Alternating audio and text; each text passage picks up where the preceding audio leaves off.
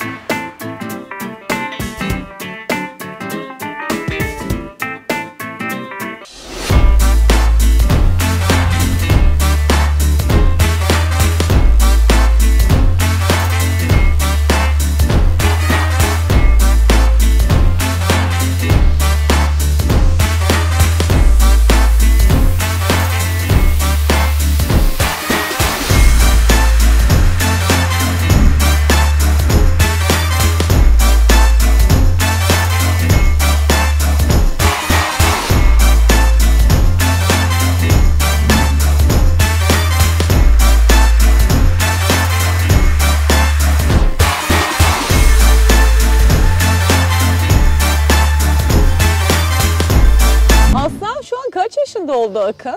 Aslan 8 yaşında 8 şu anda. yaşında. Yani bir çoban köpeği için 55-60 yaşındaki insan gibi. Orta yaşın artık ortasında gibi diyelim. Deli Orman filmi nasıl gelişti de oynadı? Yani arkadaşın filmde, mı çekiyordu filmin senaristi, şu bu arkadaş mıydı da şöyle, gördü aslında? Genelde beni camiada eski olduğum için tanırlar. Hı-hı. Büyük köpek lazım olduğunda film ve dizilere Akın akıllarına gelir. Muhakkak ararlar. Filmin yönetmeni sevgili Murat Şeker. Ve sürpriz olarak da o filmde zaten başrol oyuncusu Sarp Leventoğlu. Aynen. Ama benim için en büyük sürpriz kimdir? Ben büyük bir Kurtlar Vadisi hayranıyım. Gürkan Uygun filmde oynuyordu. Çok iyi. Harika bir oyuncu zaten. Aynen. Kendisi de harika bir insan. Benim de yakın dostum oldu. O günden itibaren de sürekli görüşürüz. Aslan orada başrol bir sahnede, yani çok önemli bir noktada bir rol aldı. Kısa bir rol ama çok önemli bir roldü. Herhangi bir agresyon bir şey istemediler. Sadece böyle durdu ve kendini gösterdi. Hatta işte köpeğine selam verdirtiyor filan. Bak benim köpeğim gibisinden. Aslan burada doğdu. Bu geldiğiniz bahçede doğdu. Şanlıurfa'da sürüye gitti, koyuna gitti. Yaban hayatını da çok iyi bilen bir köpek. Yüzlerce yavrusu var sürülerde. Kaç tane yavrulayabiliyorlar? Şimdi bu erkek. Evet. Dişiler yani kaç yavruluyor? 2 ortalama 5-6 yavru diyelim. Yani 2 doğuran var, 10 doğuran var genel olarak. Aslanın özelliği, benim ilk bu işe başladığıma sebep olan İmparator Boz ismini verdiğimiz bir köpeğimiz vardı. Onun son kızının oğludur. Annesi işte burada felç oldu arkası. Hayvana artık felçliyken de baktım. Hatta videoda YouTube'da o video 700.000 civarı izlenmiş.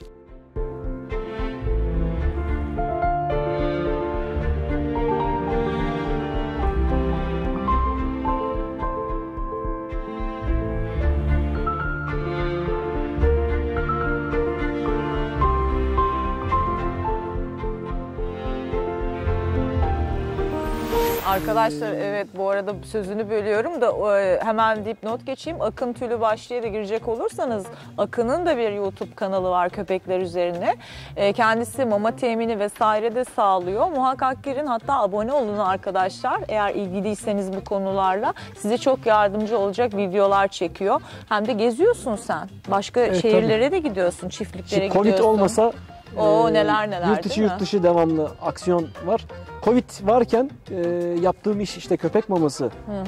Dolayısıyla işte bayi gezileri devamlı oluyor. Anadolu'da yani yılda 100.000 kilometre karayoluyla seyahatim var.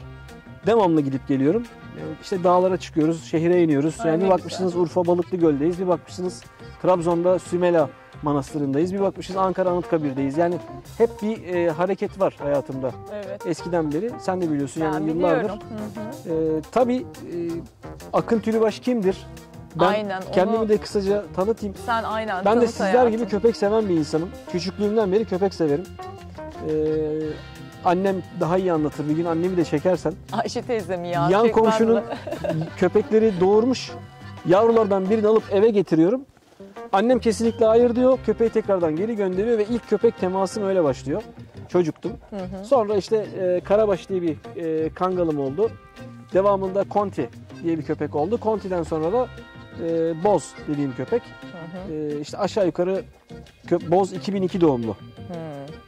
Ve o dönemden bugüne kadar hep o köpeğin soyunu besledim ve ürettim. Bu çok dünyada böyle iri ırklarda işte aşağı yukarı 20 yıldır aynı soy hattını devam ettirebilen insan sayısı birkaç kişi olduğunu düşünüyorum.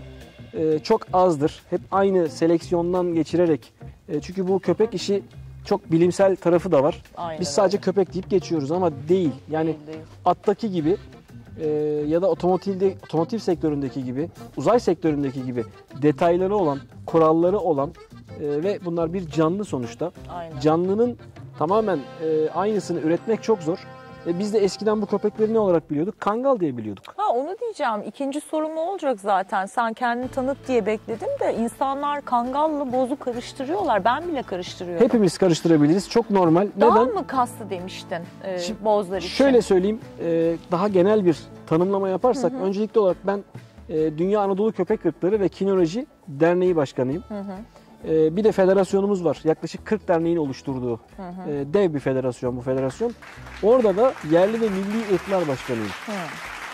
Harici olarak Dünya Köpek Vakfı'nın Türkiye'ye başkanlığını verdiği 29 ülke var. Bu yani şöyle özetleyecek olursak Çin Seddi'nden Doğu Avrupa'ya kadar olan Türkçe konuşarak gidip gelinebilecek araziyi düşünün. Bu alandaki tüm çoban köpeği, tazı, av köpeği yani antik köpek ırkları birimi vardır. Oranın da başkanlığını yapıyorum. Amerika Birleşik Devletleri'nde Turkish Boz Breeders Association yani Türk Boz Çoban Köpeği Üretici Derneği. Oranın da uluslararası başkanlığını yapıyorum. Aslında bunlar çok böyle onun başkanı buranın başkanı anlamında söylemiyorum ama sıkıntı değil, sen yapıları anlat. kuruyoruz. Arkadaşlar bir kahve Akın çünkü anlatıyor. Bunları neden anlatıyorum? Şundan dolayı ben ülkemdeki köpeklerin sahipsiz olduğunu gördüm. Diyeceksiniz ki nasıl sahipsiz?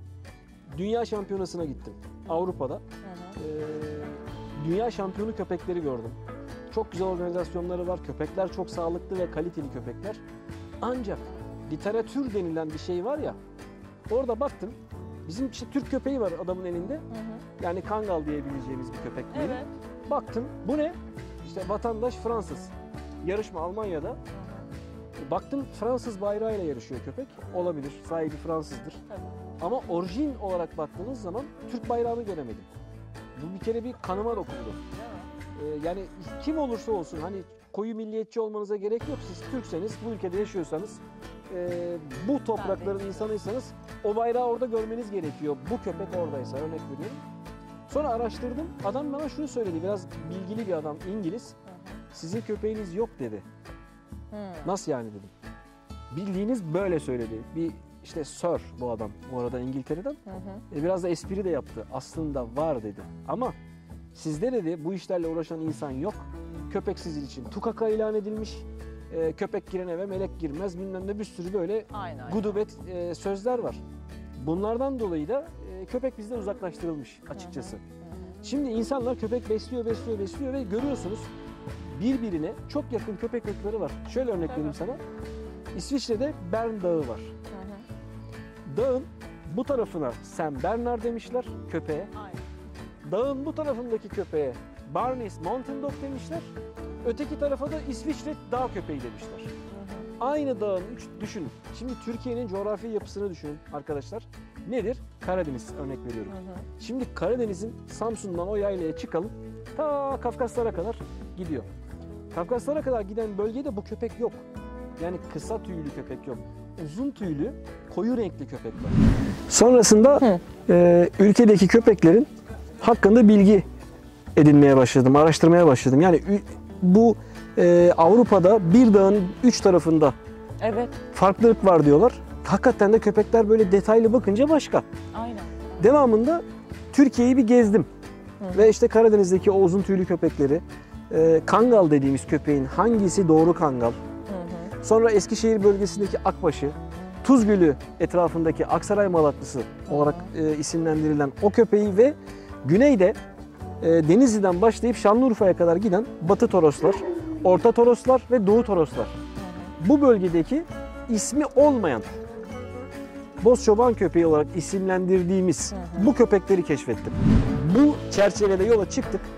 Önce Türkiye'de kendi federasyonumuz bu ırkları tescil etti. Sonra da daha zoru Dünya Köpek Vakfı'na dosyamızı hazırladık. 2018 yılında Dünya Köpek Vakfı'nın toplantısına gittik. Dosyalarımızı sunduk. Bu hayvanlar bu topraklara, bu millete aittir. Güzelce bir sunumla hem tarih gerekiyor burada, hem genetik çalışma gerekiyor, hem fenotip çalışma, yani her türlü çalışma gerekiyor. Ölçümlerini yaptık. Yani birkaç yüz köpek ölçümü yapıldı. Dosyayı verdik. Başka sorular sordular. Onları tamamladık. Götürdük ve en son bu hayvanlar kimdir? Kangal, Akbaş, Aksaray Malaklısı, Karadeniz çoban köpeği, boz çoban köpeği. Şimdi bunların haricinde de birazdan size gösterebilirim. Burada arabacı palisi dediğimiz bir köpek var. Bir de Trabzon Tonya Finosu diye bir köpeğimiz var. Yavrulardan bahsediyorsun değil mi? Yavrular arabacı palisi. Şimdi solumuzda yatan pamuk da Trabzon Tonya Finosu. Bir de Trabzon Zerdavası ve Türk tazısı, Tarsus Çatalburun gibi 10-11 tane köpek ırkı var. Çok değişik ırklar. Kaybolmuş köpeklerimiz de var. Mesela Buldan sarısıdır. Çeşitli köpek av köpeklerimiz var. Kopay var mesela. Bulgaristan almış onu, deli ormanlı kopayı yapmış. Ama Bulgar sınırında kaldığı için köpek Bulgaristan'a ait. Halbuki aslı bizim. Evet. Netice itibariyle şunu söyleyeyim. Soruna da cevap vermek istiyorum. Aynen. Bozla Kangal'ın farkı nedir? Kısaca şöyle söyleyelim. Bozun tüyü, yani şu kürkü Kangal'dan daha kısadır. Bir. Bu da yapı itibariyle de daha iridir. Kalın kemiklidir. Ağızları Kangal'ınki kurt tipidir. Gözler çekiktir ve dudakları sarkık olmaz. Bozlardaysa at ağız diye tarif ettiğimiz veya yandan baktığımızda satır ağzı diye dediğimiz satır gibi ağız yapıları vardır. Kemikleri kalındır. Kangal gibi kuyruklarını rulo yapmazlar. Tek tur yapar bırakırlar. Bu tür farklılıklarla hayvanlar birbirinden ayrılır. Ama bunu sen anlıyorsun tabii, biz anlamıyoruz. Evet. Bir gün video çekelim seninle. Bir Kangal, Aynen. bir boz, bir Malaklı, bir Karadeniz, bir Akbaş, beşini yan yana getirip onlarla göstermek aslında en doğrusu Doğru olur. söylüyorsun. Biz boz ve Kangal da yapabiliriz şu anki konu üzerine. Ben bir dahaki gelişine bir Kangal da buraya arkadaşımdan rica edeyim. Bir şampiyon Kangal. Bu arada Aslan Deli Ormanlı filminde oynamasının dışında 2018 yılında boz çoban köpekleri arasında önce Sivas'ta birinci oldu. Finale kaldı. İstanbul'da yaptığımız finalde de 2000 köpek içerisinde bozların Türkiye şampiyonudur. Süper. Bir de Herkül'ümüz vardı. O arkadaşının köpeğiydi. Evet, Herkül İtalya'da 2019 yılında tescilden sonra Avrupa şampiyonu oldu ve şöyle bir başarısı daha var Herkül'ün. Gençliğinde buralarda da başarılar aldı. Şimdi şöyle açıklayayım. Bir köpek yurt dışına gidebilmesi için burada şampiyon olması lazım. Doğru. Önce birinci olacak ki oraya gitsin. Herkül bunları aştı ve orada köpeğin şansına 4 sefer dünya şampiyonu olmuş bir boxer vardı. Büyük İspanya şampiyonu bir bully vardı. Yani zorlu bir yerde Avrupa şampiyonu oldu. Ben onu hiç unutamam. Yani kendi ürettiğim bir köpek. 18 yıldır damarı kendimde büyüttüm ve arkadaşıma verirken dedim ki Burak Süzülmüş. Bu arada çok sevgili bir dostumdur. Burak'ı yavruyken 2 aylıkken burada teslim ettim. Tam şu oturduğumuz yerde. Bunu büyüt, bununla şampiyon olacağız dedim. O onu espri düşündü ama benim planım belli. Bu köpek olacak ve köpeği çok iyi yetiştirdi, büyüttü. Aldık İtalya'ya gittik. Venedik'te hatta bir klip çektik köpekle. Venedik'e giden bir köpek, işte hikayesini anlattık ve orada birinci oldu. Bunun bir ay öncesinde de kangal köpekleriyle İspanya'da dünya şampiyonasına girdik. 2 tane kangalla. Hem dünya şampiyonu olduk hem dünya şampiyonlar şampiyonu olduk. Bakın ben seni iyi yakalamışım burada o zaman, pandemi diye herhalde yani. Devamlı geziyorsun. Pandemi devamlı olmasa evet geziyorsun, zor. Yani şöyle, buraya gelsem de kim gelir? Anca sen gelirsin. Yani ailece yakın böyle görüştüğüm, bildiğim insan, öbür türlü, çünkü buraya dinlenmeye geliyorum. Aynen. Yani burası evet bir çiftlik görünümünde ama bizim yazlık burası. Doğru. Hafta sonu evimiz. Ticaret burada yapmıyorum veya burada köpek üretip satışı filan 8-10 sene oldu bırakalı. Şu anda marka söylememde sakınca var mı? Yok, hayır. Promama.com.tr diye girdiğinizde benim mamamı görürsünüz. Ortağım var, Mustafa El Alpara. Mustafa Bey ile beraber o sektöre giriş yaptık. Ve şu anda çok iyi gidiyoruz. Avrupa'da 7 ülkede varız. Peki bu mama boz cinsi için özel üretilmiş bir Tüm mama köpek mı? ırkları Bütün kullanabilir. köpek ırkları. Tabii ki. Yani Dalmaçyalı da kullanabilir. Amerikan Bully de kullanabilir. Alman Kurdu da kullanabilir. Doberman. Tüm köpek, küçük ırklar. Yani Jack Russell'dan itibaren yukarı doğru bütün köpekler kullanabilir.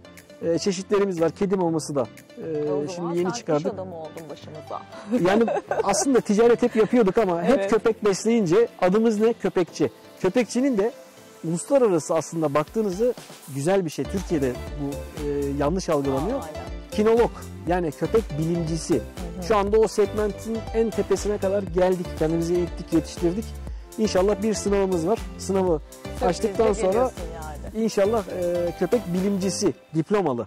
Yani gerçekten şöyle söyleyeyim, şimdi kurslara para verip diploma getirtme de var, tabii biliyorsunuz. Tabii. Bu böyle bir şey değil arkadaşlar. Ben yıllardır okuyorum. Bilginin vergisini vermek lazım. Yani ben bu kadar şeyi öğreneyim ama kimseye anlatmayayım. Doğru. Ne güzel bir kamera geldi. Nilgün gayet iyi bir izleyicisi var. Sağ olsun. Ben de kendisinden rica ettim. Nilgün biraz bilgi içerikli yapabilir miyiz? Ben de zaten öyle seviyorum. Çok sağ olasın. Sen de sağ ol canım, vakit ayırdın. Böylelikle güzel bir şeyler inşallah anlatabilmişimdir. Ben senden şimdiden ikincisinde sözünü isterim yalnız. Hani köpeklerimizin hangi alanda yaşamalılar, kafesleri nasıl olmalı, nereden su içmeliler, bütün bunların detaylarını da izlemek isteyen izleyicim vardır eminim ki. Dezenfektanları anlatırız. Yani koruyucu hekimlik diye bir şey var. Nilgün, öyle söyleyeyim. Yani biz ne yaparız? Hastalanınca köpeği doktora götürürüz. Aynen. Ama hastalanmadan önce yapılması gerekenler var. Yani hastalanmasın diye aslında koruyucu hekimlik denilen. Evet. İç paraziti, dış paraziti, aşısı, çevrenin ilaçlanması. Mesela şu an bu gördüğünüz bahçe benzinli pompamız var. Sırt pompası. İlacını koyuyoruz. Yazın özellikle Mart'ın sonundan itibaren Ekim sonuna kadar, yağmur ve kar gelene kadar diyelim. Kış sezonu çok soğuklar gelene kadar 10 günde bir İlaçlama yaparız. Arkadaşlar videoyu izlemeye devam edin bence. Biz bundan sonrasında kapanışı da yapalım ama. Çünkü daha çok sohbet edeceğiz. Yeni geldim. Direkt oturtturdum. Akın'ın çenesini düşürdüm. Farkındayım ama biz ikinci seriyi çekmeye karar verdik. Eğer siz de istiyorsanız aşağıya güzel yorumlar yazın ki ikinci seriyi de çekelim. Çünkü Akın gerçekten bayağı bilgili bir insan köpeklerle ilgili. Ondan çok şey öğrenebilirsiniz. Hemen yukarıda paylaşacağım da zaten görürsünüz YouTube kanalını. Sizi seviyoruz efendim. Bir başka videoda görüşmek üzere diyoruz. Kendinize iyi bakın. Hoşça kalın.